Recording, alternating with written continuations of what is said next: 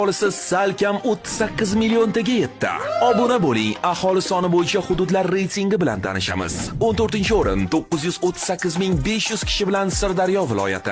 13-o'rin 1.103.300 kishi Navoiy viloyati. 12-o'rin 1.551.700 kishi Jizzax viloyati. 11-o'rin 2.40.700 kishi Qoraqalpog'iston Respublikasi.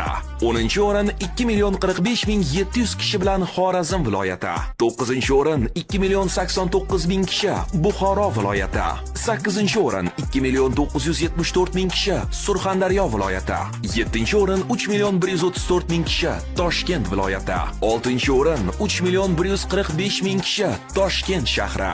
5-o'rin 3.158.000 kishi Namangan viloyati. 4-o'rin 3.488.000 kishi Andijon viloyati. 3-o'rinda 3.674.000 kishi bilan Qashqadaryo viloyati. 2-o'rinda 4.181.000 kishi bilan Farg'ona viloyati.